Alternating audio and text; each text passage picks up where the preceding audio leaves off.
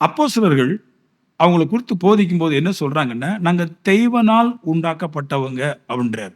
இத பாயிண்ட் நல்லா புரிஞ்சுக்கணும். இவங்க தெய்வத்த தேடினதே கிடையாது. தெய்வம் தான் இவங்கள தேடிச்சு அப்படின்றார். நாம எல்லாருமே தெய்வத்த தேட, இவங்கள மட்டும் தெய்வம் தேடி போச்சுன்றார். அதனால தான் அவங்க பேர் அப்போஸ்தலர்ட்டு இருக்கிறாங்க அப்படின்றார். இந்த தேவனால் தெரிந்து கொள்ளப்பட்ட மனுஷன், தேவனால் உண்டாயிருக்கிற மனுஷன் என்ன கேரக்டர்ல இருப்பான், என்ன குணம் இருக்கும். தெய்வம் ஒரு மனுஷனை தொட்டா, தெய்வம் ஒரு மனுஷனுக்கு பின்னாடி போனா அவன் என்ன கேரக்டர் இருக்கும் அதை முதல்ல சொல்றேன். அப்புறமா நாம தேவனை தேடி போனா நம்மளுக்கு என்ன சுபாவம் இருக்கும், தெய்வத்தை தேடாதவனுக்கு என்ன சுபாவம் இருக்கும், தெய்வத்தை தேடுறவனுக்கு எவ்வளவு நன்மை கிடைக்கும். இதைத்தான் பேச போறோம். முதல்ல தேவனால் உண்டானவன் அவங்களுக்கு 3 சுபாவம் இருக்குது. வெளிப்படுத்தினர்ல 1:9 சொல்றாரு, நாங்கள் தேவ வசனத்தின் நிமித்தமும் இயேசு கிறிஸ்து பற்றிய சாட்சி நிமித்தமும் நாங்கள் பத்மு தீவில இருந்தோம். முதல் கேரக்டர், நாங்க பத்மு தீவில இருந்தோம். அதாவது பத்மு தீவுன்றது ஒரு கொடூரமான, மிகவும் கொடுமையான, போராட்டமான ஒரு தீவு. அந்த தீவுல இருந்தோம் அப்படின்றாரு.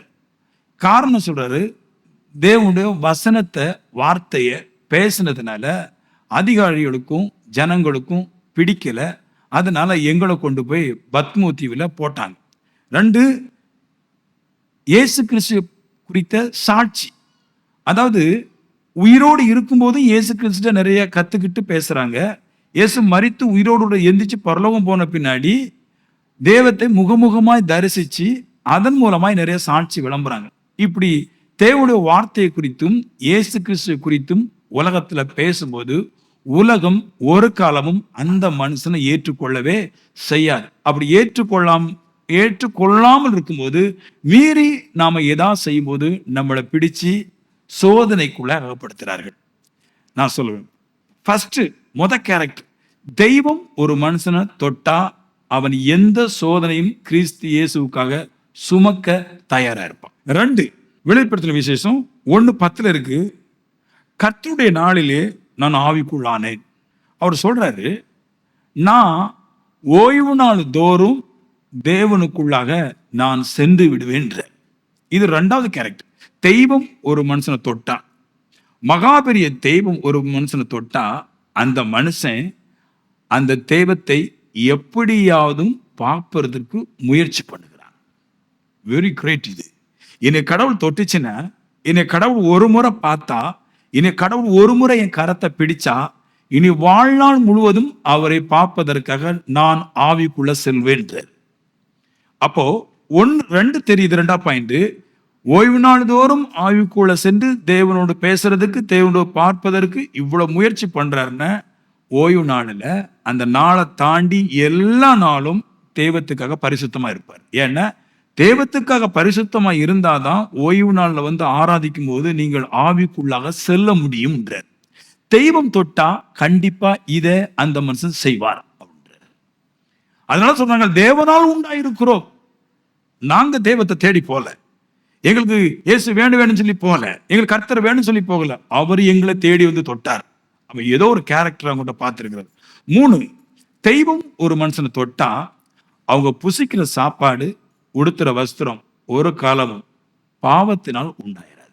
இதுதான் தேவ மனுஷனுடைய அடையாளம், அப்போஸ்தலனுடைய அடையாளம், போதகர்கள் தீர்க்கதரிசியுடைய அடையாளம். நம்ம சாப்பிட்ற சாப்பாடு இருக்குல்ல, அது ₹1 1 இன்ச்சு காசு கூட வஞ்சைனால நம்ம எடுக்க மாட்டான்ற. இப்படி இந்த 3 கேரக்டர் தான் தேவனால் தொடப்பட்ட மனுஷனுக்குள்ளாக இருக்குது. அதனால ஒரு பெரிய அஸ்திபாரத்தை போடுறாரு, ஒரு பெரிய போதனைக்குள்ள கொண்டு நடத்துறாரு. அதுக்கு முதல்ல சொல்றாரு, நாங்கள் இப்படி தேவனால் உண்டாக்கப்பட்டு இருக்கிறோம் அப்படின்றார். அடுத்த பாயிண்ட் போறார், தேவனை அறிந்தவன். நாம எல்லாம் தேவனை அறிஞ்சவங்க. தேவன் நம்மளை அறியல, நாம தேவனை அறிஞ்சிருக்கிறோம் இல்லையா? இயேசு தான் தேவனுடைய குமாரனை கிறிஸ்துன்னு அறிஞ்சிருக்கிறோம், கர்த்தர் தான் தேவன்னு அறிஞ்சிருக்கிறோம். அப்படி இருக்கும்போது அவர் சொல்றாரு, எங்களுக்கு செவி கொடுப்பான்றார். ஏன்னா எங்களிடத்துல தேவனுடைய வார்த்தை பலமாய் வேலை செய்யும். எங்களிடத்துல தேவ வார்த்தை முகதாட்சியம் பார்க்காமல் வேலை செய்யும் அப்படின்றாரு. தேவன் தொட்ட மனுஷன் முகதாட்சியம் பேச மாட்டான். அவர் சொல்றாரு, எங்க போதனை முழுக்க முழுக்க தேவனை சார்ந்து இருக்கும் போது ஒருவன் தேவனை அறிந்து கொண்டால் அவன் முழுக்க முழுக்க தெய்வ போதனத்தை தான் தேடுவான்றார். தேவனால் ஒரு மனுஷன் தேவன் அறிஞ்சிட்டான், எனக்கு தேவன் தெரியும் அப்படின்னா இனி தெய்வத்தை சார்ந்த வசனங்களுக்கு தான் செவி கொடுப்பான தவிர உலக போகமான காரியங்கள், கட்டுக்கதைகளுக்கு, சிரிப்புகளுக்கு செவி கொடுக்கவே மாட்டான் அப்படின்றார். தேவனால் அறிந்தவன் எங்களுக்கு செவி கொடுப்பான். ஏன் அப்படி செவி கொடுப்பான்னு அதுல 3 பாயிண்ட் சொல்றாரு. ரொம்ப முக்கியமான விஷயம் பாருங்க. ஏன்னா தெய்வத்தை அறிஞ்சவனுக்கு, தெய்வத்தை புரிந்தவனுக்கு 3 விஷயத்த விரும்புறான். அதுக்கு பாயிண்ட், தெய்வம் அழிவில்லாதவராய் நித்திய காலமாய் இருக்கிறார் இல்லையா? தெய்வத்தை அறிந்தவன் என்ன அறிந்தோம் அப்படின்னா, தெய்வத்தை நம்ம அறிஞ்சிருக்கோம், என்ன அறிஞ்சிருக்கோம் அப்படின்னா, தெய்வம் அழிவில்லாதவர் நித்திய காலமாய் இருக்கிறார். இதான் தெய்வம். சரியா? இதான் தெய்வம். இதை நம்ம அறிஞ்சிருக்கிறோம். தெய்வம் அழிவில்லாதவர் நித்திய காலமா இருக்கிறார். இதை அறிஞ்சவன் ஸ்ட்ராங்கான போதனைக்கு தான் செவி கொடுப்பான் அப்படின்றார். நல்ல பவரான போதனைக்கு, முகதாட்சியம் பார்க்காத போதனைக்கு தான் செவி கொடுப்பாங்கிற. ஏன்னா அவனுக்கு ஒரு உள்ளத்துல ஒரு ஆசை, தெய்வம் எப்படி சாகாதவரா இருக்கிறாரோ அப்படி நானும் சாகாதவரா மாறணும். அந்த தாட்டுல சின்ன உபதேசங்களை கேட்கறது கிடையாது, டாப் சத்தியங்களை கேட்கிறான். ஏன்னா தன்னையும் தேவனை போல மாற்றிக்கொள்ள வேண்டுங்கிற ஆசை இருக்கிறதுனால அவன் எங்களுக்கு செவி கொடுக்கிறான். ஏன் யோவானுக்கு செவி கொடுக்கிறான்? ஏன் அப்போஸ்தலர் செவி கொடுக்குறாங்க, தீர்க்கதரிசிகளுக்கு செவி கொடுக்குறாங்க அப்படின்னா, அவங்க தான் தெய்வனை பார்ப்பதற்கு வழி வகுக்க சொல்ல முடியும், பரிசுத்தமாய் சாப்பிடுறதுக்கு வழி வாசலை திறக்க முடியும், தெய்வத்துக்காக கஷ்டப்படுவதற்கு அவங்களால தான் போதிக்க முடியும்.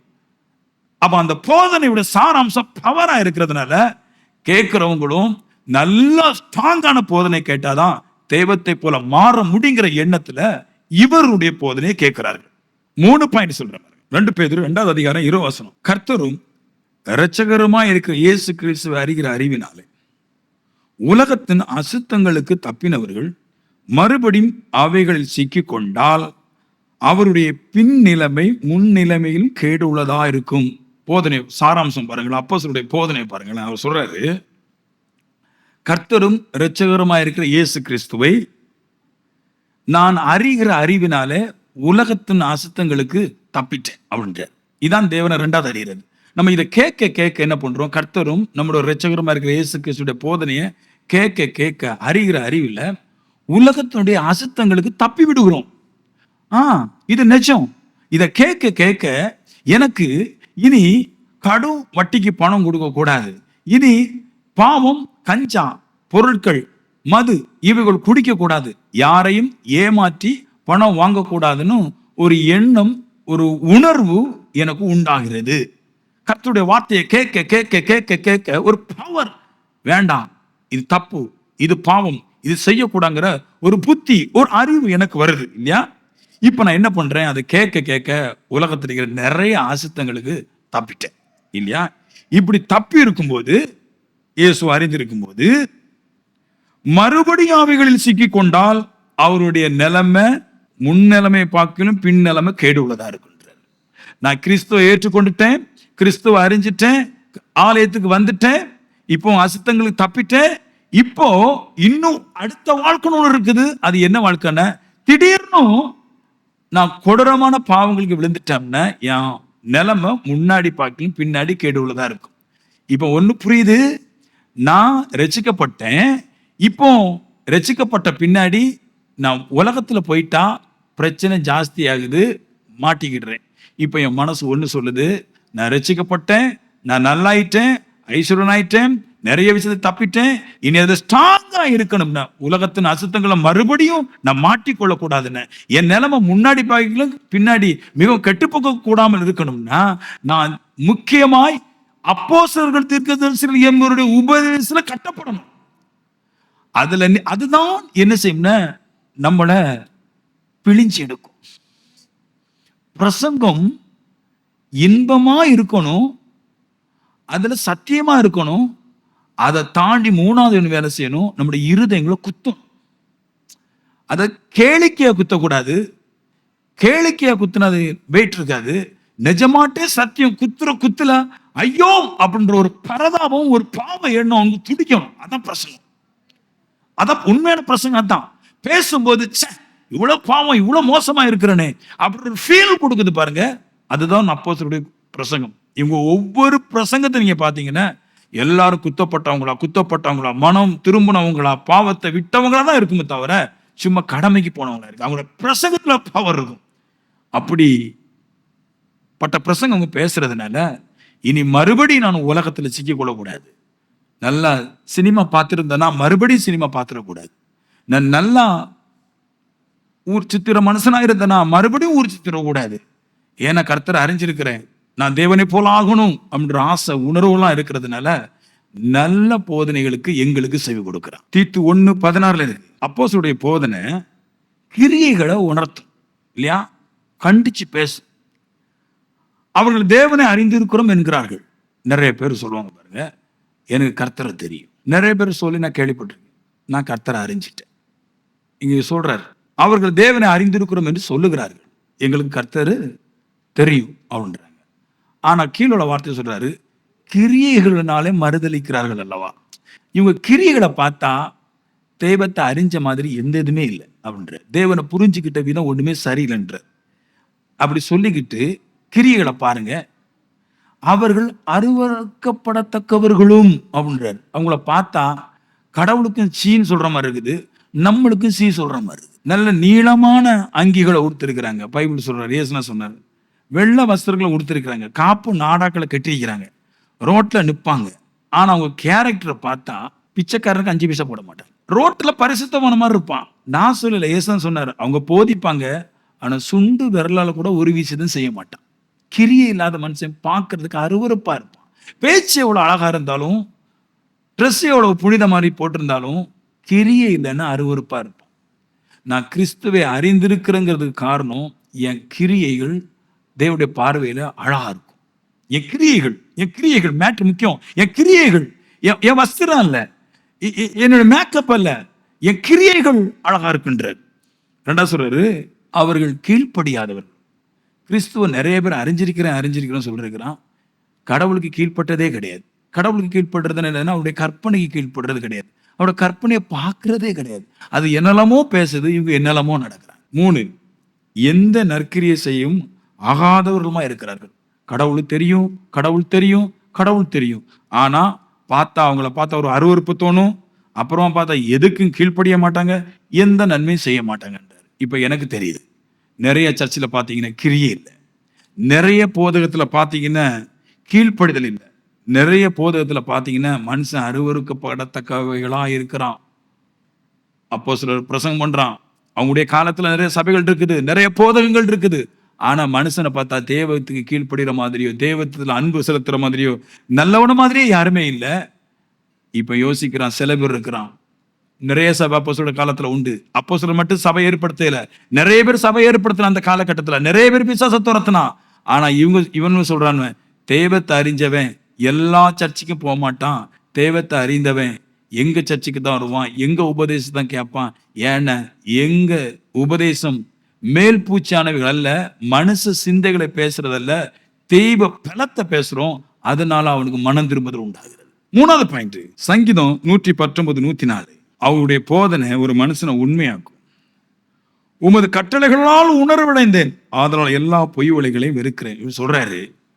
அப்போஸ்தலருடைய போதனை எப்படி இருக்கும் போதிக்கிற பாருங்க, யோவான் போதிக்கிற பாருங்க. யோவான் முழுக்க கட்டளை பற்றியது, அதாவது அன்பை பற்றியது, பிரமாணத்தை பற்றியது. அது சொல்லுது பாருங்களேன், இந்த கட்டளையை கொடுக்கும்போது ஒரு உணர்வு வருது, எனக்கு ஒரு உணர்வு வருது. வசனத்தை படிக்கும்போது, பைபிளை படிக்கும்போது, அப்போஸ்தலருடைய புத்தகத்தை படிக்கும்போது ஒரு உணர்வு வருது. அதுல என்ன இருக்குன்னா எல்லாமே அன்பு இருக்குது, விசுவாசம் இருக்குது. இதை படிக்கும்போது ஒரு ஃபீல், ஒரு நல்ல ஒரு அண்டர்ஸ்டாண்டிங் எனக்கு வருது. இது வந்த உடனே எனக்கு என்ன ஆகுதுன்னு, ஒரு உணர்வு வந்த உடனே என்ன ஆகுதுன்னு, எல்லா பொய் வழிகளையும் வெறுத்துடுறேன். போதனை கேட்கும்போது இனி ஒரு காலம் இந்த விஷயத்தை செய்யக்கூடாங்கிற ஒரு எண்ணத்தை கொடுத்து விடுகின்ற எல்லா பொய் வழிகளையும் நான் வெறுக்கிறேன். இங்க கேட்க கேட்க கேட்க கேட்க எல்லா பொய் வழிகளும் எனக்கு வேண்டாம், அது பொய்ன்னு தெரிஞ்சிச்சு, அதனால அந்த வழிகள் எல்லாம் வெறுக்கிறேன். அதான் சொல்றேங்க, கற்பனை உள்ள வரும்போது ஒரு உணர்வு கொடுக்குது. அந்த உணர்வு என்ன செய்யுதுன்னா, இந்த பொய் வழியில எனக்கு வேண்டாம். அப்ப நான் சொல்றேன், பிரசங்கம் எங்க போய் கேட்கணும்? பிரசங்கம் எங்க கேட்கணும்னா, என்னுடைய பொய் வழிகளெல்லாம் வெறுக்கத்தக்கதான ஊழியக்காரண்ட பிரசங்கம் கேட்கணும். அப்பதான் என் பொய் வழிகளை வெறுக்க முடியும். ஒரு பிரசங்கம் கேட்கும் போது என் பலகீனத்தை அப்படியே எடுத்து போடுறதுக்கு ஒரு இருதயம் வரணும். அதான் பிரசங்கம். இல்லைன்னா இன்னொன்னு என் மேல கோவம் வரணும். அங்க போன பாஸ்டர் அதை பத்தி பேசுவாரு, நம்மளுக்கு பிடிக்காதப்பா அப்படின்னு சொல்லணும். இல்லைன்னா மனம் திரும்பி இங்க வந்து இருக்கணும். அதே சொன்னார் மத்த 7 இல்ல, என்னிடத்துல கேட்டு உணர்வடைங்கள். என்கிட்ட கேட்டியனா உணர்வு வரும். இதை செவி கொடுத்தா உணர்வு வரும். உங்களை அப்படி தெய்வத்தை போல மாற்றும். பெரிய செல்வந்தனை மாற்றும். வேண்டவே வேண்டாம், இந்த உலகம் எனக்கு வேண்டவே வேண்டாம் அப்படின்ற ஒரு விருப்பத்தை இது தரும், ஒரு ஆசையை தரும். வேண்டாம். அதுதான் அப்போஸ்தலருடைய ஊழியம். தேவனால் தெரிந்து கொள்ளப்பட்ட மனுஷன் முகதாட்சணை இல்லாமல் தேவ பவர் அப்படியே வெளிப்படுத்துவான். கேட்கிற மனுஷன் அப்படியே மனம் திரும்பிடுறான். இப்போ உனக்கு வாழ்க்கை உண்டாது. தேவனால் உண்டாயிரதவன் எங்களுக்கு செவி கொடுக்கறது இல்லை. அப்படின்னா கர்த்தர் தொடாதவர், கர்த்தர் அழைக்காதவர், கர்த்தர் ரட்சிக்காதவர், கர்த்தர் தெரிந்து கொள்ளாதவர் குத்தப்படுற பிரசங்கங்களுக்கு, மனம் திரும்புதல் பிரசங்கங்களுக்கு செவி கொடுக்கிறது இல்லை. என்ன காரணம் அப்படின்னா, கிறிஸ்துவினால் வரும் பாடுகளுக்கு அவர்கள் தங்களை பங்குபடுத்திக் கொள்வது கிடையாது. கிறிஸ்துவினால் வருகிற பாடு, கிறிஸ்துவினால் வருகிற சோதனை, கிறிஸ்துவினால் வருகிற பிரச்சனைகளுக்கு, உபத்திரங்களுக்கு தங்களை விலக்கிக் கொள்கிறார்கள். நல்ல கேளுங்க, இந்த ஸ்ட்ராங்கான போதனை எப்படிப்பட்டதா இருக்கும்னா, என்னைய சிலுவைய தூக்குறதுக்கு உருவாக்குறது. ஒரு பெரிய சோதனை வருது, பிரச்சனை வருது, பாடு வருது, இதை தூக்கிட்டு சுமக்கிறதுக்கு என்னை உருவாக்குறது. ஏன்னா நான் என்னைக்கு கிறிஸ்துக்குள்ள பலமா கட்டப்பட போறனோ, அப்போ பிசாசு எனக்கு சோதனைகளும் உபத்திரங்களும் கொண்டு வருது. கொண்டு வரும்போது நான் என்ன பண்ணிடக்கூடாது, அந்த நேரத்துல அந்த பாடுகளையும் சோதனைகளையும் சுமந்து தீர்க்கிறவனா நான் இருக்கணும். அப்பதான் ஜெயம் கிடைக்கும்.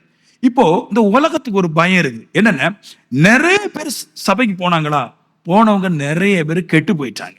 இப்போ சபைக்கு வராத ஜனங்களுக்கு ஒரு ஃபீல் இருக்குது, சர்ச்சுக்கு போனா கெட்டு போயிடுவாங்க. ஏன்னா சர்ச்சுக்கு வந்தவங்க கெட்டு போனதுனால சர்ச்சுக்கு வராதவங்க இந்த ஃபீல் இருக்குது, ஐயோ சபைக்கா போறீங்க அப்ப கெட்டு போறீங்க, ஃபீல் கொடுக்குறீங்க. ஏன்னா நீங்க சர்ச்சுக்கு வந்த உடனே கடவுளை அப்படியே தூக்கி அள்ளி தலையில வைக்க போறது கிடையாது. ஃபர்ஸ்ட் உங்களை பிசாசை விட்டு முற்றிலுமாய் நீக்கும்படிக்கான ஒரு வேலையை பண்ணுது. அப்போ நீ கிறிஸ்துவை ஏற்றுக்கொண்ட உடனே பிசாசு உங்களை வந்து சந்திக்கும். என்னைக்கு இயேசு கிட்ட போக ஆசைப்படுறீங்களோ அன்னைக்கு பிசாசு முதல்ல உங்க வீட்டுக்கு வந்துடும்.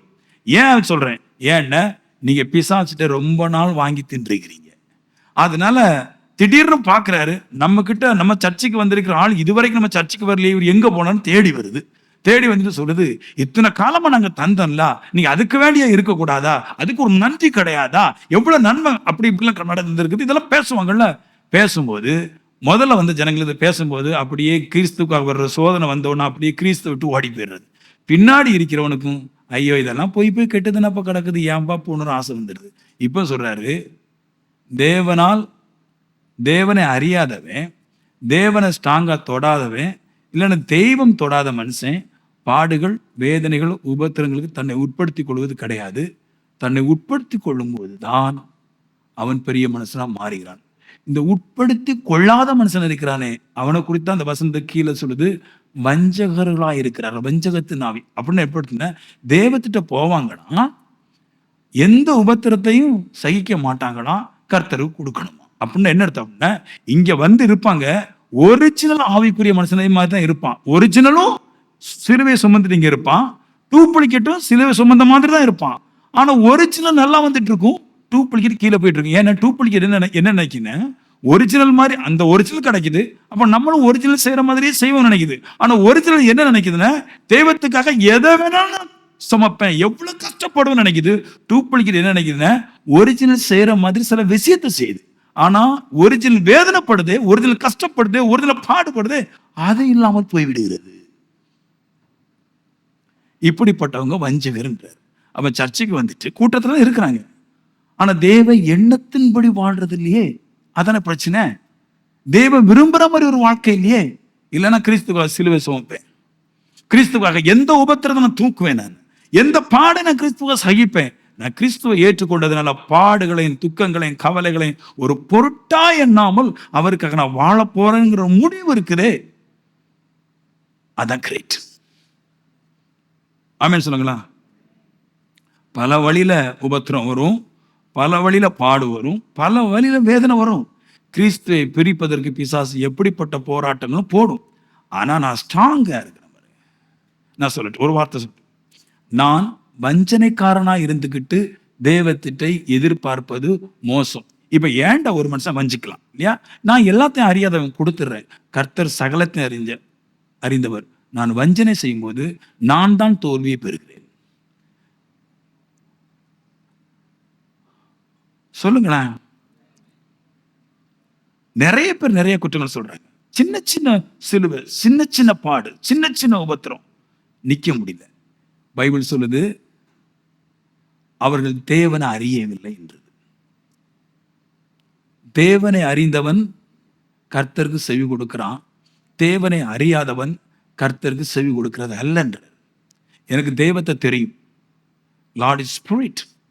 தெய்வம் ஆவியா இருக்கிறார். நான் பார்க்கல, ஆனா அறிய முடியும்.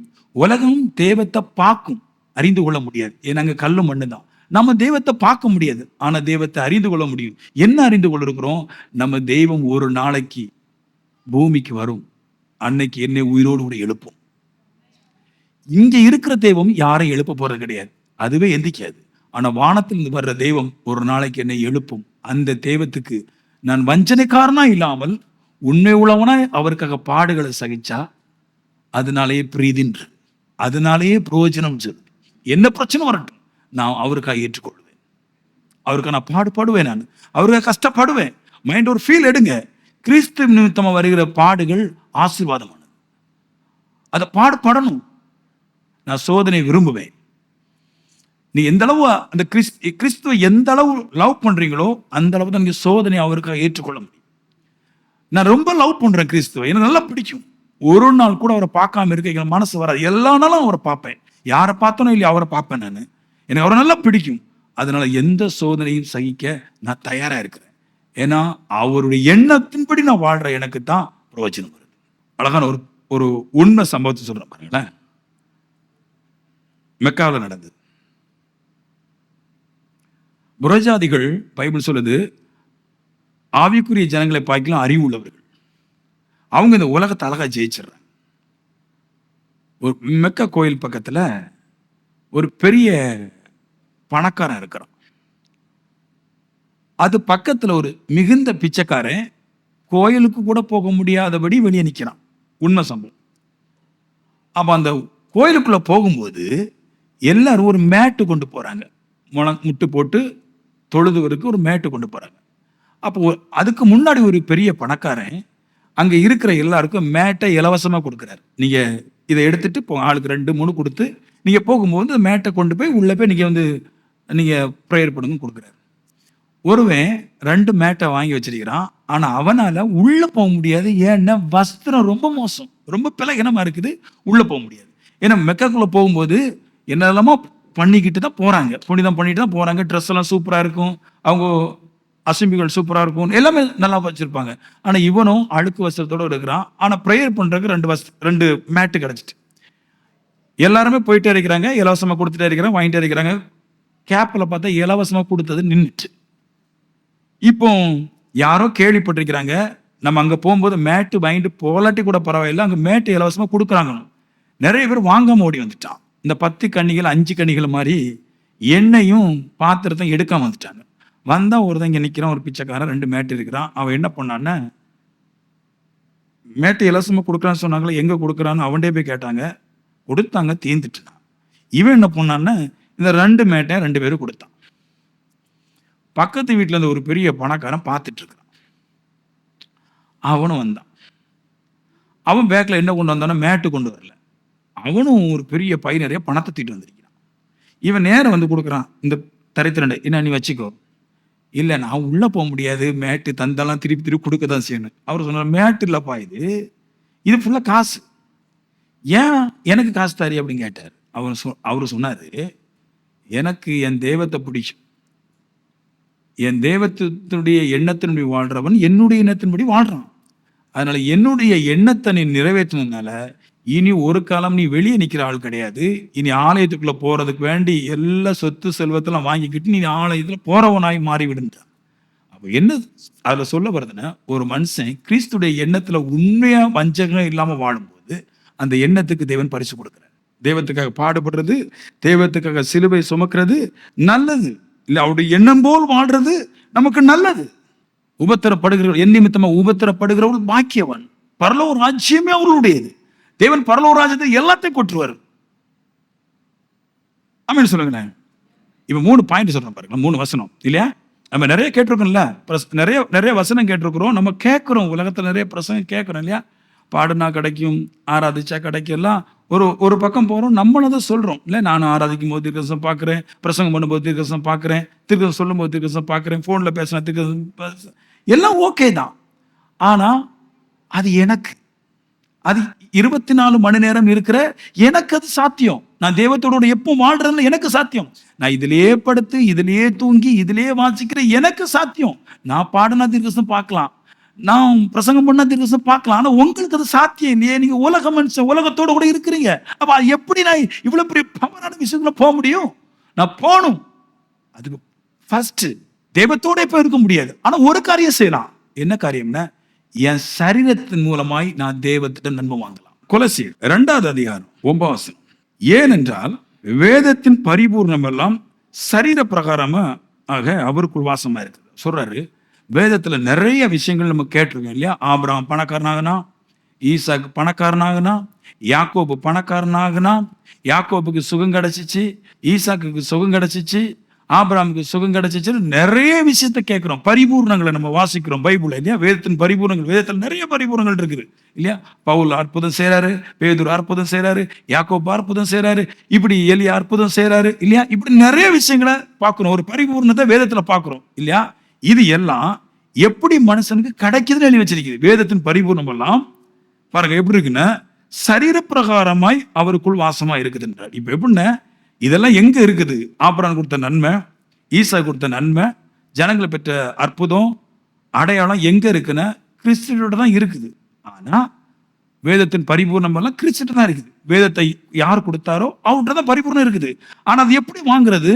சரீர பிரகாரமாய் அப்படின்ற வார்த்தை போடுது. என் சரீரத்தை நான் எந்த அளவு கிறிஸ்துவுக்காக பரிசுத்தமா வச்சிருக்கிறோனோ, கிறிஸ்துவுக்காக போராடுறனோ, பாடுபடுறனோ, அப்போ இந்த சரீரத்தினுடைய உபத்திரத்தை பார்த்து, கிறிஸ்துவுக்காக படுற வேதனை பார்த்து அவர் பலனை கொடுக்கிறார். பரிசுத்தன்றது சிந்தை சம்மந்தப்பட்டதான்.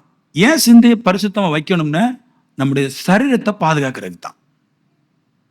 நிறைய பேர் சொல்றாங்க, ஏன் சிந்தை கரெக்டா இருக்குது. சிந்தை கரெக்டா இருக்குதா இல்லைன்னு எப்படி தெரியும் அப்படின்னா, சரீரத்துல செயல்படுறதுல தான் தெரியும். என் சரீரத்துல பாவம் செஞ்சுட்டே இருந்தா என் சிந்தை சரியில்லை. சிந்தை சரியில்லைன்னா சரீரத்துல வேலை நடக்கும். சரீரம் தான் கடைசி ஃப்ரூட் கனி கொடுக்கிற மரம். சரீரத்துல இருக்கிற கேரக்டர் தான் என் உள்ளம் எப்படி இருக்குங்கிறத வெளிப்படுத்தி காமிக்குது. இப்ப என் உள்ளம் நல்ல மாதிரி இருந்துச்சுன்னா என் சரீரம் நல்ல மாதிரி இருக்கும். என் சரீரத்துல நன்மை காமிக்க வேண்டும். கிறிஸ்துக்காக பாடு வந்துச்சுன்னா என் சரீரத்துல, அதாவது பைபிள் சொல்லுது, அவர் சிலுவையை சரீரத்துல சுமந்து தீர்த்தார் அப்படின்றது. அப்ப சரீரத்துல மனசுல தூக்குறாரு, தூக்கணும் ஆசை இருக்குது.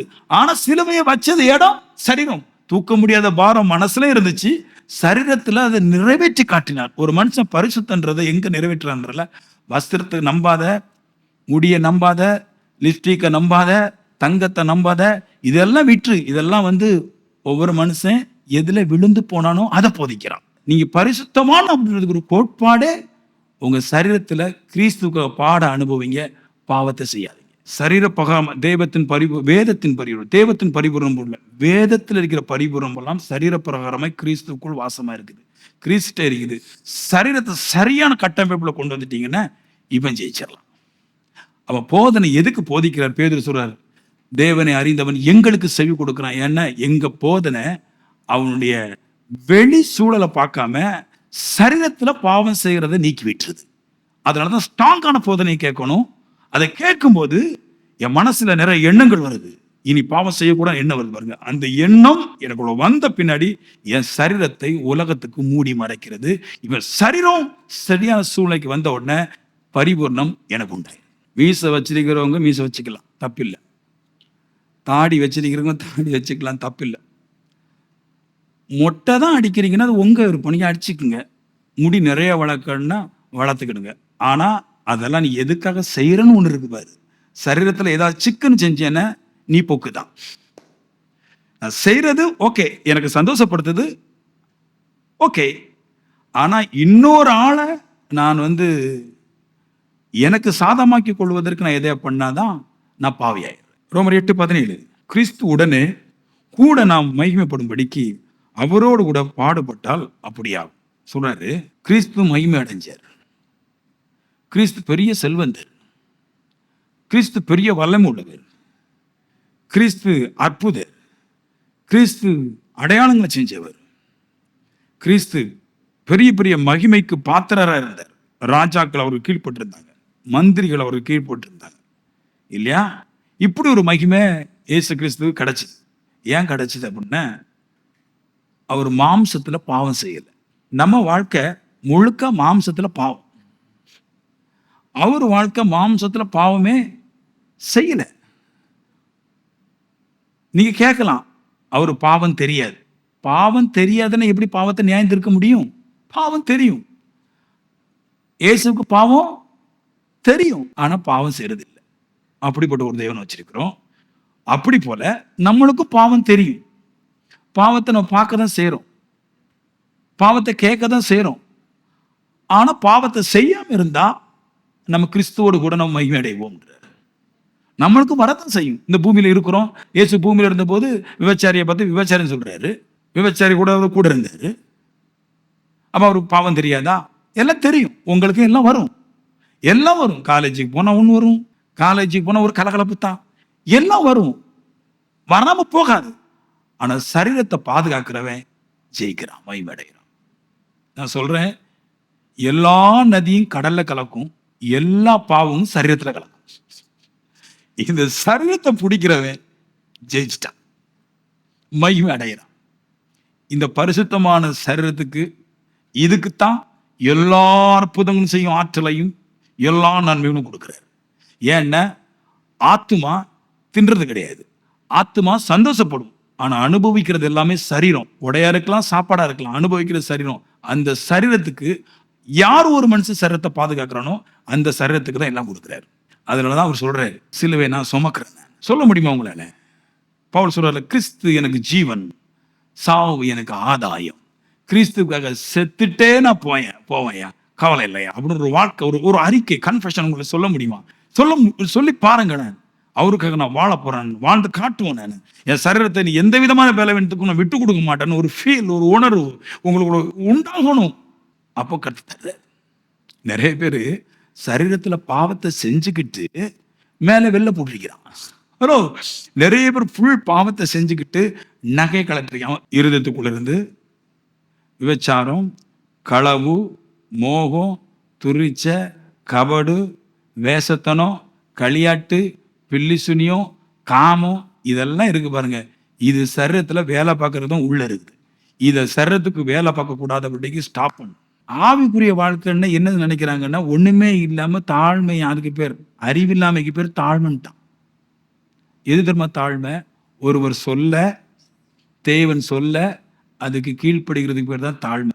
தேவன் சொன்னது மொத்தம் 11, 10 கட்டளை, அதோடு கூட இயேசு கிறிஸ்து. இந்த 11க்கு கீழ்ப்படிஞ்சாலே போதும், வேற எதுக்கும் கீழ்ப்படியாண்டாம். மிச்சம் எல்லாமே மாயன். மிச்சம் மனுஷன் சொல்றது எல்லாமே பொறாமையினால் வருகிற புரட்டு. 10ஓட கூட 1 11, இதை சேர்த்து பிடிச்சிக்கிட்டா சரீரம் சுத்தமா இருக்கும். இந்த 11 விட்டுறோம். அதனால 12வது பிசாசு கொண்டு வந்து விதைக்குது. அதைத்தான் கண்டுக்கிட மாட்டோம் சொல்றான்ல. அப்ப இதை கண்டுக்க இல்லையா? ஏவாள் இருந்தா, ஆதாம் இருந்தா, தோட்டத்தில் இருக்கிற சகல விருட்சத்தை பார்க்க அவருக்கு மனசே இல்லை, விட்டா. தோட்டத்தின் நடுவில் இருக்கிற ஜீவ விருட்சத்தை மட்டும் தான் பார்த்துட்டு இருக்கிறான். அப்ப அப்படி வருது. இங்க ஊழியக்காரங்களுக்கு எங்களுக்கு 11 கொடுத்திருக்கிறார், 10 கட்டளை இயேசு கிறிஸ்து கொடுத்திருக்கிறார். இதை யாருமே பார்க்கறது இல்லை, வேற எதையோ பார்த்துட்டு இருக்கிறார். அதான் அது வருது. எபிரேயர் 2:18 அவர் தாமே சோதிக்கப்பட்டு பாடுபட்டதுனாலே சோதிக்கப்பட்டு பாடுபடுகிறவர்களுக்கு உதவி செய்ய வல்லவராக இருக்கிறார். அவர் சொல்றாரு, சோதிக்கப்பட்டு பாடுபடுகிறவர்களுக்கு உதவி செய்ய வல்லவராக இருக்கிறார். இயேசு கிறிஸ்து உதவி செய்யறதுல வல்லவர் அப்படின்னு வார்த்தை சொல்றாரு. யாருக்குன்றாரு? சோதிக்கப்பட்டு பாடுபடுறவங்களுக்குன்றார். அப்போ சோதிக்கப்பட்டு கிறிஸ்துவுக்காக சோதிக்கப்பட்டு பாடுபட்டா அந்த வல்லமை உள்ள இயேசு கிறிஸ்து எனக்கு உதவி செய்வார். யாருடைய சரீரம் நல்லா இருக்குதோ அவனுக்கு பணம் கொட்டும். வல்லமுள்ள தேவன் நிறைய தருவார். சகாயர் ஒரு பேர் நிறைய தருவார். ஆனா பாத்திரம் நல்லா இருக்கணும்ல, கொஞ்சமாவது பாத்திரம் நல்லா இருக்கிற மனுஷன் நிறைய தருவார். இயேசுவை தேவன் ஆசீர்வதிச்சவர்கள் சோதிக்கப்பட்டு பாடுபடுறவருக்கு உதவி செய்ய வல்லவராக இருக்கிறான்றதுல. ஏன்னா அவருக்கு தெரியும் பாடி எல்லாம் பரலோக ராஜ்யம் போக முடியாது. இயேசு பாடுறதுக்கு வரல, இயேசு ஜெபிக்கிறதுக்கு வரல.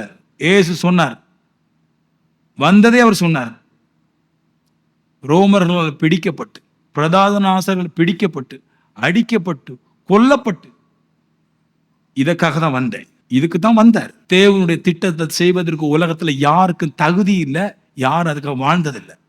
எல்லாரும் பாடினான், யூதம் பாடினான், எபிரேயம் பாடினான், எல்லாரும் பாடினான். ஆனா அவருக்காக சிலுவை சுமக்க ஒருவனும் கிடையாது. இவர் சொல்றாரு, நான் சிலுவை சுமக்கிறேன், பதில் பரலோகத்துல இருந்து வரும், உயிரோடு எந்திப்பேன். சிலுவை சுமக்கிற மனுஷன் வெற்றி பெறுவான். பாடுறது குட் ஃபீல், நல்லா இருக்கும். ஆனா பலன் சரீர பரிசுத்தம் மட்டும்தான் கிடைக்கும். நாம் பாடுறதும் ஜபிப்பதும் சரீரத்தை பரிசுத்தமாக்கத்தான். எல்லாரும் நேரே போயிடுறான் மேல. அதுக்கு தான் சொன்னேன், ஃபர்ஸ்டே சொன்னார், தேவனை அறியாதவர்கள் தேவனுடைய வார்த்தைக்கு செவி கொடுக்கறது இல்லை, இப்படிப்பட்டவர்கள் வஞ்சகர்களா இருக்கிறார்கள். அதாவது வசனத்தை கேட்டா பிடிக்கவே செய்ய எந்திரிச்சு போயிடுறது. ஆனா வசனத்துக்கு யார் செவி கொடுக்கிறாங்க? நான் ஃபர்ஸ்ட் சொன்னது போல, குழந்தைகளா இருக்கிற வரைக்கும் தான் ஒரு தகப்பன் ஊட்டி கொடுப்பான். ஆனா அவன் காலும் கை ஸ்ட்ராங் ஆகாது. என்னைக்கு தானா எடுத்து தின்றானோ அன்னைக்கு கால் கை ஸ்ட்ராங் ஆகும். என்னைக்கு பைபிளை படிச்சு ஒரு மனுஷன் சந்தோஷம் அடைகிறானோ அவன் சரீரம் பரிசுத்தமாக்கப்படும், உலகத்தை ஜெயிப்பான்.